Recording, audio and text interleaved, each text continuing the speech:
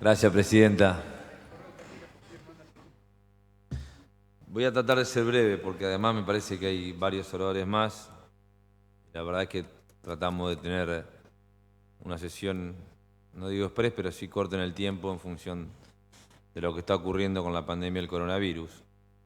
En primer lugar, señora presidenta, yo quisiera saber si en la versión taquigráfica contra el resultado que se emitió en el tablero de votaciones, porque el resultado del tablero de votaciones, según los cálculos que yo hago, está mal. No hubo 34 abstenciones, hubo apenas 31 y hubo 12 votos positivos. Digo esto en función de evitar que se viralicen o que creamos que hubo 34 abstenciones cuando en realidad fueron 31, porque si no habría más votos que diputados o diputadas presentes. Lo segundo que quiero marcar es que yo no me animaría desde una banca de diputados ni desde este recinto a resignificar la Real Academia de Lengua Española, pero que yo entiendo es bastante clara respecto a algunos verbos o algunas palabras, por lo menos en su contenido. Abstenerse no significa ni votar en contra ni votar a favor. O sea que no están ni haciendo ni un favor ni está manifestándose en contra. El que se abstiene está renunciando a su derecho de ejercer el voto o de fijar una posición,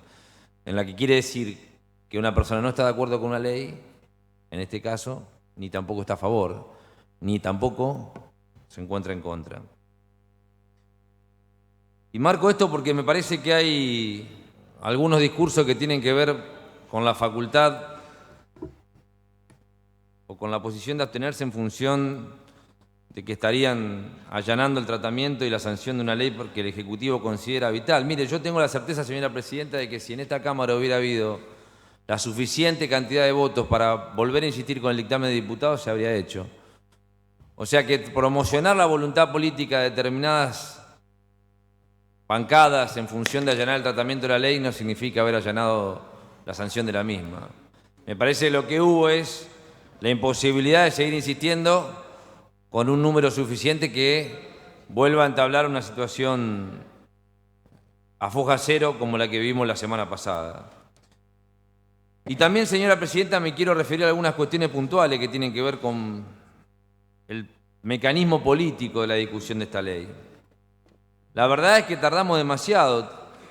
3 meses en trabajar sobre una ley que viene ya conocida, debatida, discutida, argumentada, fundamentada, desde el 1 de enero prácticamente de 2020, luego de haber sido rechazada contundentemente por la legislatura de Santa Fe el 30 de diciembre del 2019. En aquel momento se aludió a la falta de consensos y se aludió también a la necesidad de articular entre los distintos bloques de la legislatura posiciones acerca de esta ley. La verdad es que hace más de 3 meses que venimos discutiendo una norma que no encuentra solidaridad en la dirigencia política para darle instrumentos al gobierno provincial de Omar Perotti, que arrancó su gestión el 11 de diciembre con una realidad económica adversa. Realidad económica no exclusiva de la provincia de Santa Fe, realidad económica inherente al país, pero que en la provincia de Santa Fe, según los datos públicos, con la firma del Contador General de la provincia de Santa Fe, arrojaban al 11 de diciembre un déficit de 19.000 millones de pesos y una deuda flotante de alrededor de 29.000 millones de pesos, que son en definitiva gastos que la provincia había hecho y no había podido pagar. En función de eso, señora presidenta, yo creo particularmente que esta ley tardó demasiado en tratarse y que no se ha podido llegar a un acuerdo porque la mezquindad política de algunos sectores ha sido durísima y me parece que hoy, inclusive en esta sesión, podríamos estar trabajando bajo otra premisa,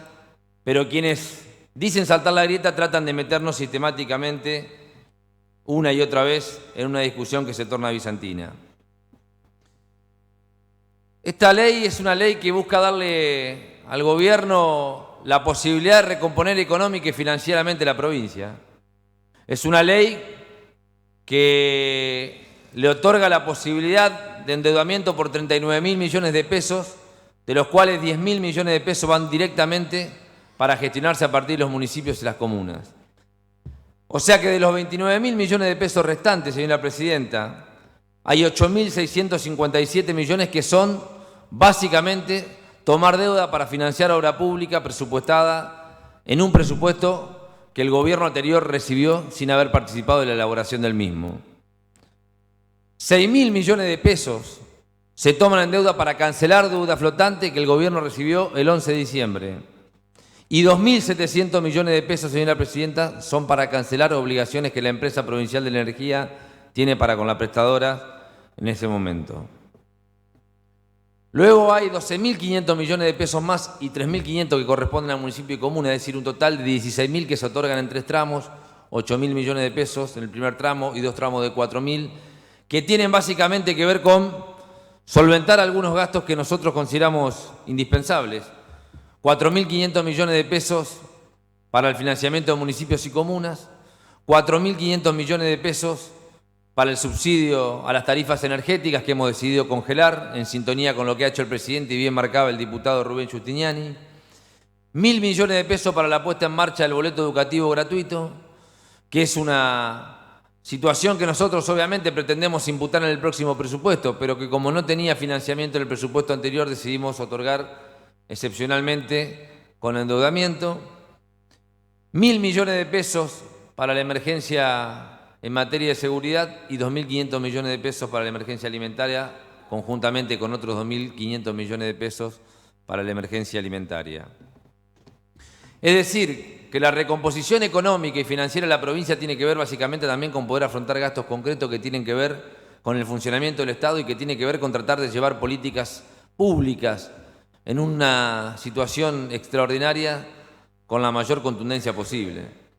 2.500 millones en materia alimentaria, de una ley que ya viene sancionada con anterioridad a nuestro gobierno, 2.500 millones de pesos en función de emergencia sanitaria, en una situación en la que me parece que ya nadie puede discutir la crisis que atraviesa no el sistema, sino el mundo en general respecto a la pandemia del coronavirus, y 1.000 millones de pesos para la cuestión que tiene que ver ni más ni menos con la emergencia en materia de seguridad. Pero además, señora presidenta, en estos 39.000 millones de pesos están previstos 3.700 millones de pesos para el financiamiento de obra pública en municipios y comunas, prevista también en el presupuesto 2020, y 1.600 millones de pesos también previsto para la cancelación de deuda flotante a cargo de los municipios. Contando también la posibilidad de cancelar nuestro gobierno, como corresponde, en función del principio de continuidad jurídica, dinero adeudado a municipios y comunas que tienen que ver con el Fondo de Obras Menores respecto al año 2018 y respecto al año 2019. Es decir, que muchísimas de las cosas que esta ley de financiamiento, que esta ley de necesidad pública, que esta ley de emergencia está trayendo son situaciones que se han generado en otro tiempo y que el Estado debe necesariamente saldar para poder hacerse cargo del funcionamiento mínimo y de algunas cuestiones imprescindibles que nos parecen llevar adelante. También quiero dejar en claro, señora presidenta, algunos conceptos que me llaman poderosamente la atención. En primer lugar, digamos, yo creo que nadie, o por lo menos nosotros tampoco, compartimos las sumas no remunerativas como elemento que se consagre como elemento a la hora de hacernos cargo de pagar salario. Pero la verdad, señora presidenta, es que estamos en una etapa muy compleja y como bien explicaba el diputado Nicolás Mayoraz, hemos decidido otorgar sumas no remunerativas a tareas críticas que realizan agentes públicos durante 9 meses. La ley tiene una vigencia que ya ni siquiera es de la vigencia de un año, sino está acotada prácticamente a 9 meses. Es una ley que tiene validez para que el gobierno vuelva a tener que discutir la prórroga o no, conjuntamente con el próximo presupuesto. Y además, señora presidenta, también quiero decir que me preocupa que a veces se diga con tanta liviandad que el problema del gobierno Malperotti pueden ser los trabajadores precarizados. No habría que remontarse a los 90 para encontrar casos de trabajadores precarizados. Habría que haber ido a la peatonal de Rosario el 21 de noviembre pasado para ver cómo había marchas y conciertos de la Sinfónica, por ejemplo, a cargo de trabajadores del Ministerio de Innovación y Cultura reclamando el cese del trabajo precarizado de los contratos basura. Y sin embargo, nosotros no creemos que la filosofía del gobierno anterior haya sido la de precarizar trabajo.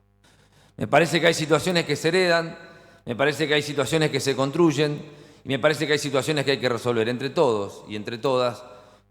con la acción de un gobierno que tiene un proceso de legitimidad puesto en marcha para hacerlo. A algunos le podrá gustar más y a otros le podrá gustar menos. Pero el gobierno de Santa Fe ganó las elecciones legítimamente el 16 de junio y desde el 11 de diciembre se ha hecho cargo de una provincia que tiene enormes dificultades como la tiene el resto del país. Y las dificultades no son solamente responsabilidad de la gestión que se fue. Las dificultades son producto de haber estado la Argentina posiblemente en los últimos 4 años en uno de los procesos económicos más difíciles que ha atravesado en los últimos 30. Me quiero referir también,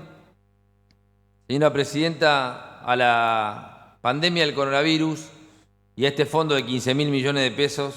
que para nosotros es sustancialmente importante, no solamente porque atiende la demanda del gobierno central, sino también porque descentralizan los comités de crisis creados por un decreto del gobernador, fondos importantes para que cada departamento y para que las ciudades de Rosario y Santa Fe puedan prevenir y combatir una situación que realmente nos va a llevar y nos va a insumir muchísima energía en los próximos meses. Es por eso que trabajamos en un principio pensando en un fondo de 6.000 millones, es por eso después que el gobierno ha hecho previsiones que no son definitivas, pero que acercan un número más parecido de 10.000, y es por eso que inclusive la propia Cámara de Senadores, valiéndose de un criterio territorial, terminó sancionando en 15.000 millones que hoy estamos transformando en ley. Bien decía recién el diputado Galdeano que nadie puede alegar su propia torpeza, y yo también quiero dejar un mensaje, porque creo que la naturaleza ha hecho el trabajo que la política no ha podido hacer,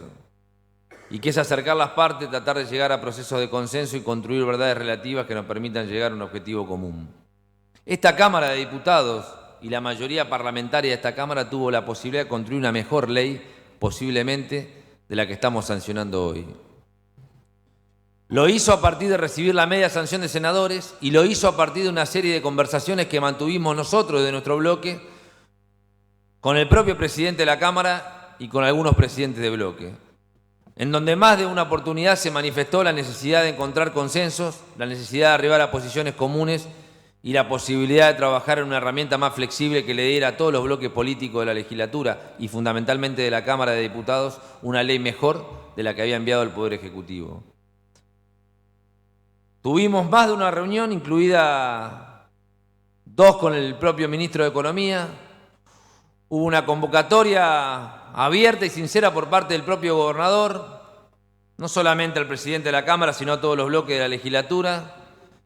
Y tuvimos hasta el último miércoles a la 1 del mediodía la enorme posibilidad de que la Cámara de Diputados, con el aporte y la visión de muchos sectores, pudiera construir una ley mucho mejor posiblemente en la visión de algunos de la que hoy estamos sancionando. Pero fue esta misma Cámara y la mayoría parlamentaria de esta Cámara la que prefirió, 2 horas antes de la última sesión, volver a correr el eje de la discusión y volver prácticamente a foja cero, transformando una ley que era parecida pero muy distinta en un dictamen que al Poder Ejecutivo le servía poco y nada, invirtiendo el orden de preeminencia de los municipios y las comunas con la provincia, trabajando solamente en la posibilidad de renegociación sobre algunos contratos puntuales vinculados a la ley de obra pública, no vinculados a la ley de administración financiera, y dejando al gobierno con una herramienta que en definitiva desde el punto de vista formal iba a ser casi como la que había venido del Senado, mejor, pero que para su aplicabilidad iba a tener enormes dificultades en función de las potestades que recortaba a la tarea que la provincia estaba por llevar adelante. Ha sido esta Cámara y la mayoría de esta Cámara en términos parlamentarios la que impidió que una ley que saliera desde este lugar tuviera sanción definitiva en la Cámara de Senadores. Y hoy, prácticamente o menos de una semana después, tenemos que estar ya sin margen de acción, aprobando, desechando un proyecto con el que insistió la mayoría parlamentaria de la Cámara de Senadores. Ojalá que esta sanción definitiva de la ley de necesidad pública dé vuelta a la página y ojalá que no sea la naturaleza la que vuelva a hacer que la política tenga que sentarse a discutir en serio respecto a la necesidad y en serio respecto a la legitimidad del gobierno popular de Omar Perotti, que a partir del 11 de diciembre se está haciendo cargo de los destinos de la provincia de Santa Fe. Nosotros no pedimos que todos compartan el diagnóstico de la provincia, tampoco pedimos que todos tengan la misma visión sobre el gobierno. Pero sí creemos que es vital que en esta etapa, en donde hay una situación extraordinaria en la nación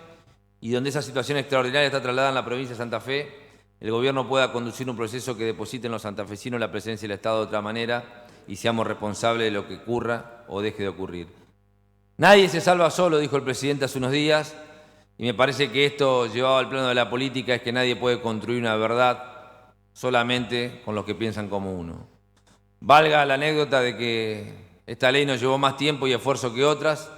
para que la próxima vez que tengamos que volver a discutir, que seguramente va a ser en este año algunas leyes importantes para el gobierno, tengamos una mirada crítica, distinta, podamos llevar adelante posiciones diferentes, pero siempre con la idea de trabajar dándole al gobierno las herramientas que el gobierno necesita. Muchas gracias.